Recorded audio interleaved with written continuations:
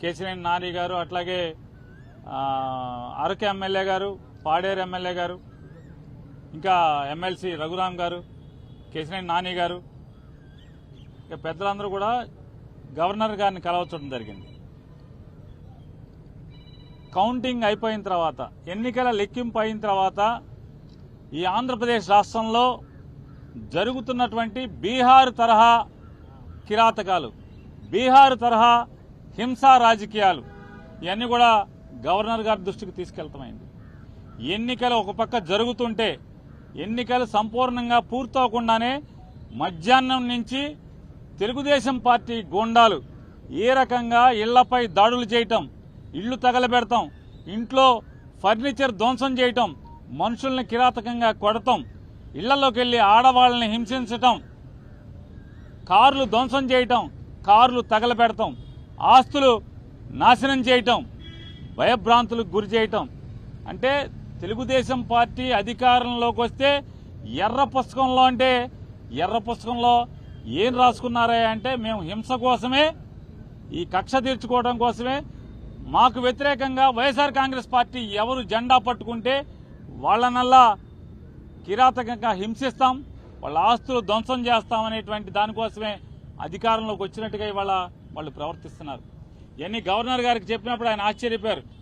ఏంటి ఇంత కిరాతకంగా జరుగుతుంటే పోలీసు పట్టించుకోవట్లేదా అని చెప్పినారు. వాస్తవం సార్, ఇది ఒక్క ఎఫ్ఐఆర్ కూడా నమోదు కావట్లేదు. వెళ్ళి పోలీస్ కంప్లైంట్ ఇచ్చినా, ఫోటోలతో వీడియోలతో ఇచ్చినా కూడా ఆ వీడియోలన్నీ కూడా గవర్నర్ గారికి ఇవ్వడం జరిగింది. ఇంకా ఎక్కడెక్కడైతే జరుగుతున్నాయో అన్నీ చెప్పడం జరిగింది.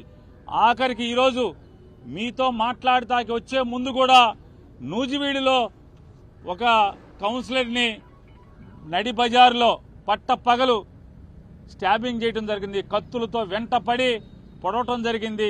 పోలీసు సాక్ష్యంగా, పోలీసులు ఆ పక్కన ఉన్నా కూడా పోలీసుల ముందే స్టాబింగ్ చేసిన, కత్తులతో పొడిచినా కూడా పోలీసులు ఆపిన పరిస్థితి లేదు. కనీసం కేసు పెట్టినటువంటి ఇంతవరకు కూడా దాఖలాలు కాలేదంటే గవర్నర్ గారు ఆశ్చర్యపోయి, ఖచ్చితంగా నేను డీజీపీని పిలిపిస్తాను, ఇవన్నీ కూడా గట్టిగా విచారణ చేస్తాను మీరు అంటే మేము ఆయనకి వీడియోలతో సహా ఇవ్వడం జరిగింది, ఫోటోలతో సహా ఇవ్వడం జరిగింది. అవన్నీ కూడా ఆశ్చర్యపోయి అన్నీ కూడా మేము ఫోన్లో కూడా కొన్ని చూపించాం, వీడియోలు ఎలా ఉన్నాయో. ఇంకా మా దగ్గర చాలా వీడియోలు ఉన్నాయండి అని చెప్తే అవన్నీ కూడా మా సెక్రటరీ గారికి పంపించండి, నేను చూస్తాను, వెంటనే యాక్షన్ తీసుకుంటాను. పోలీసుని గెలిపోవటంలు అనేవి సహజంగా ఉంటాయి, కానీ ఈ రకంగా కిరాతకం, ఈ రకంగా హింసా ప్రవృత్తి, ఈ రకంగా విధ్వంస ధోరణి అనేది చేస్తే ఇంక ప్రభుత్వం ఎలా ఉన్నట్టా లేనట్టా, ఇది డెమోక్రసీ కదా అని చెప్పి ఆయన చెప్పడం జరిగింది. ఆయనకి కూడా సోదాహరణంగా వివరించాం. ఇంకా ఎక్కడెక్కడ సంఘటనలు జరుగుతున్నాయో, ఎక్కడెక్కడ అన్ని వీడియోల్ని, ఫోటోల్ని అన్ని ప్రతిదీ కూడా ఆయనకి పంపిస్తామని చెప్పాం. ఖచ్చితంగా పంపించండి, నేను యాక్షన్ తీసుకుంటాను, కంట్రోల్ చేస్తానని చెప్పని చెప్పారు. అలాగే ఆంధ్ర రాష్ట్ర ప్రజలకు కూడా తెలియజేస్తున్నాం, గవర్నర్ గారికి ఏది చెప్పామో మీకు కూడా అదే చేస్తున్నాం.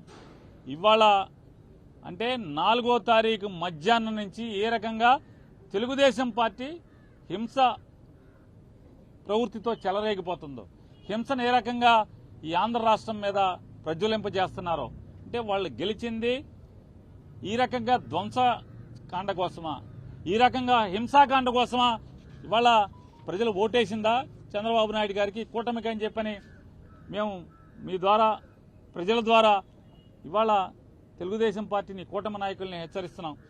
ఈ రకంగా మీరు ప్రోత్సహిస్తే ఈ సంస్కృతిని, బీహార్ సంస్కృతిని ఆంధ్ర రాష్ట్రంలో కనుక మీరు బీజం నాటితే ఎల్లకాలం మీరేం ఉండరు కదా. అంటే ఈ రాష్ట్రానికి కొత్తగా ఏం సంస్కృతి తీసుకొస్తున్నారు మీరు అంటే ఈ అందుకోసమే జగన్మోహన్ రెడ్డి గారు కూడా ఈ ఎక్కడెక్కడైతే రాష్ట్ర వ్యాప్తంగా 26 జిల్లాల్లో హింస ప్రజ్వలిల్లుతుందో, ఈ భీకరంగా ఈ దాడులు చేస్తున్నారో, ఈ దాడుల్ని ధ్వంసకాండ రచిస్తున్నారు, వీటన్నిటిని కూడా గట్టిగా నిలువరింపజేయడం కోసం, వైఎస్ఆర్ కాంగ్రెస్ పార్టీ కార్యకర్తల మీద ఎక్కడైతే దాడులు జరుగుతున్నాయో వాళ్ళందరినీ కూడా రక్షించడం కోసం పోలీసులు ఎలాగో ప్రేక్షక పాత్ర పోషిస్తున్నారు.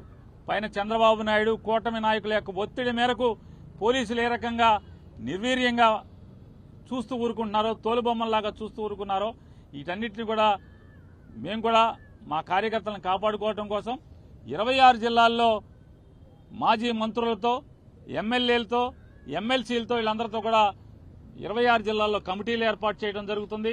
ఈ కమిటీలందరూ కూడా ఎక్కడెక్కడ తెలుగుదేశం ఈ కూటమి నాయకులందరూ కూడా ధ్వంసరచన చేసి ధ్వంసం చేస్తున్నారో, హింసాకాండ చేస్తున్నారో అక్కడ వైఎస్ఆర్ కాంగ్రెస్ పార్టీని వెళ్ళటం, వాళ్ళని పరామర్శించడం, అక్కడ వీడియోలు ఫోటోలు మొత్తం తీసుకుని అక్కడ ఉన్న ఎస్పీని కలవటం, మీడియా ద్వారా ప్రపంచానికి తెలుగుదేశం పార్టీ కూటమి నాయకులందరూ కూడా ఎంత ధ్వంసం చేస్తున్నారో, హింస చేస్తున్నారో, మారణకాండ చేస్తున్నారో అదంతా కూడా ప్రపంచానికి చెప్పే కార్యక్రమాన్ని, మా కార్యకర్తల్ని కాపాడుకునేదానికి, మా కార్యకర్తలకు అండగా ఉండేదానికి ఈరోజు జగన్మోహన్ రెడ్డి గారు కమిటీలు వేశారు. ఆ కమిటీలన్నీ కూడా రేపటి నుంచి ఆ కార్యక్రమాల్లో ఎక్కడెక్కడైతే దాడులు జరిగినాయో, దాడులు జరిగిన వెంటనే సమాచారాన్ని అందుకు వెళ్తాం. కానీ అలాగే లీగల్ టీంలన్నీ కూడా రాష్ట్ర వ్యాప్తంగా ఉన్న 26 నియోజకవర్గాల్లోని వైఎస్ఆర్ కాంగ్రెస్ పార్టీ లీగల్ టీంలన్నీ కూడా యాక్టివేట్ చేయడం జరిగింది.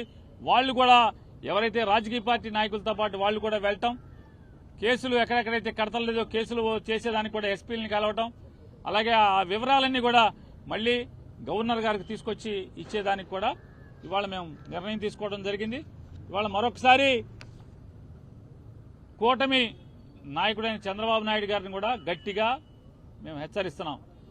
ఈ బీహార్ సంస్కృతిని లేదా ఈ వేటాడే అధికారాన్ని అడ్డం పెట్టుకుని ఈ వేటాడేటువంటి, ధ్వంసం చేసేటువంటి, ఆస్తులు తగలబెట్టేటువంటి లేదా మనుషుల్ని ప్రాణహాని చేసేటువంటి, నరికేటువంటి, కత్తులతో దాడులు చేసేటువంటి సంస్కృతిని ప్రారంభిస్తే ఖచ్చితంగా దీని పర్యవసానాలు అనుభవించాల్సి వస్తుంది భవిష్యత్తులో అని కూడా చంద్రబాబు నాయుడు గారికి హెచ్చరిక చేస్తూ ఇది మానుకోమని చెప్పని, కట్టిపెట్టమని చెప్పని, అలాగే వారిని గట్టిగా డిమాండ్ చేస్తూ పోలీసును కూడా, అధికారులను కూడా మేము డిమాండ్ చేస్తున్నాం.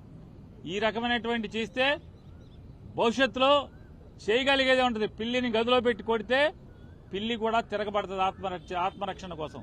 ఖచ్చితంగా వైఎస్ఆర్ కాంగ్రెస్ పార్టీ కార్యకర్తలను కాపాడుకుంటాకి మేము కూడా తిరుగుబాటు చేయాల్సిన పరిస్థితులు వచ్చేదాకా తీసుకురాబాకండి అని చెప్పని కూడా వారికి తెలియజేసుకుంటూ, గవర్నర్ గారు గట్టిగా చెప్పారు, పోలీసుని పిలిపించి వీటన్నిటి మీద విచారణ చేయిస్తాను, ఈ ధ్వంస రచనని, ఈ హింసాకాండని కంట్రోల్ చేస్తానని చెప్పని కూడా గవర్నర్ గారు చెప్పడం జరిగింది.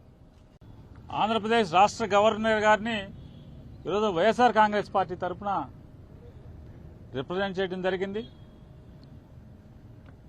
పెద్దలు రాజ్యసభ సభ్యులు సుబ్బారెడ్డి గారు, తిరుపతి ఎంపీ గురుమూర్తి గారు, అరకు ఎంపీ తనూజి గారు, దర్శి ఎమ్మెల్యే డాక్టర్ శివప్రసాద్ గారు, కేశినేని నాని గారు, అట్లాగే అరకు ఎమ్మెల్యే గారు, పాడేరు ఎమ్మెల్యే గారు, ఇంకా ఎమ్మెల్సీ రఘురాం గారు, కేశినేని నాని గారు, ఇక పెద్దలందరూ కూడా గవర్నర్ గారిని కలవచ్చడం జరిగింది. కౌంటింగ్ అయిపోయిన తర్వాత, ఎన్నికల లెక్కింపు అయిన తర్వాత ఈ ఆంధ్రప్రదేశ్ రాష్ట్రంలో జరుగుతున్నటువంటి బీహార్ తరహా కిరాతకాలు, బీహార్ తరహా హింసా రాజకీయాలు ఇవన్నీ కూడా గవర్నర్ గారి దృష్టికి తీసుకెళ్తామైంది.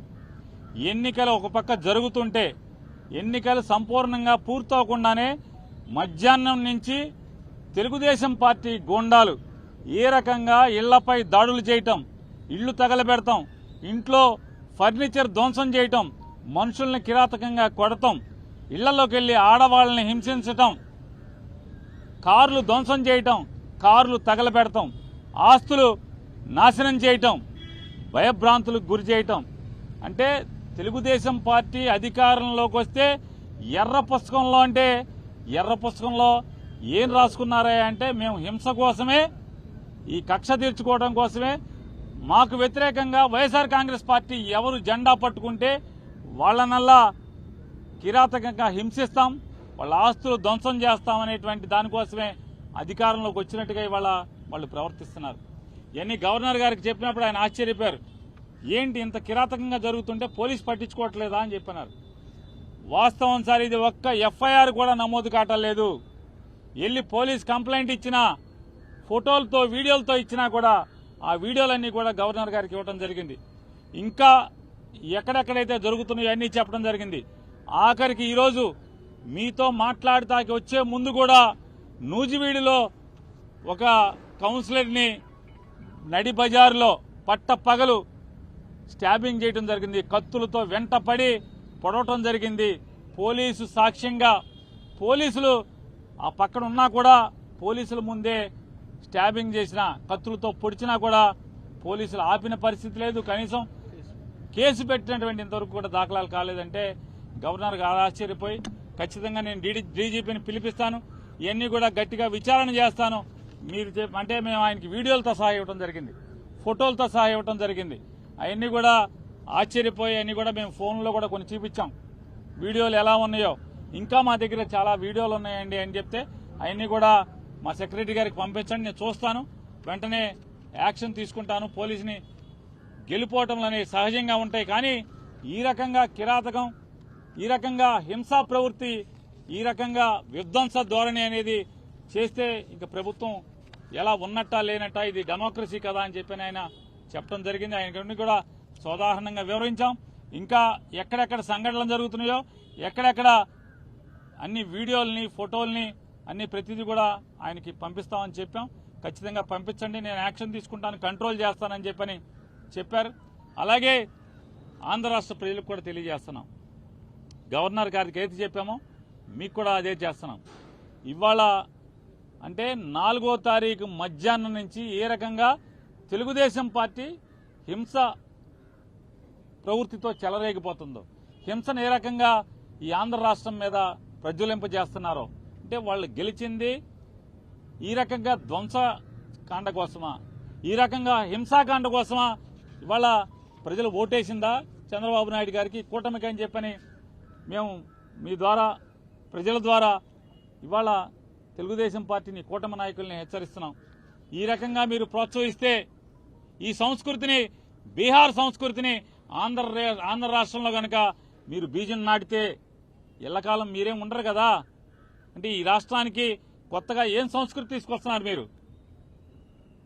అంటే ఇది అందుకోసమే జగన్మోహన్ రెడ్డి గారు కూడా ఈ ఎక్కడెక్కడైతే రాష్ట్ర వ్యాప్తంగా 20 కూడా తిరుగుబాటు చేయాల్సిన పరిస్థితులు వచ్చేదాకా తీసుకురాబాకండి అని చెప్పని కూడా వారికి తెలియజేసుకుంటూ, గవర్నర్ గారు గట్టిగా చెప్పారు, పోలీసుని పిలిపించి వీటన్నిటి మీద విచారణ చేయిస్తాను, ఈ ధ్వంస రచనని, ఈ హింసాకాండని కంట్రోల్ చేస్తానని చెప్పని కూడా గవర్నర్ గారు చెప్పడం జరిగింది.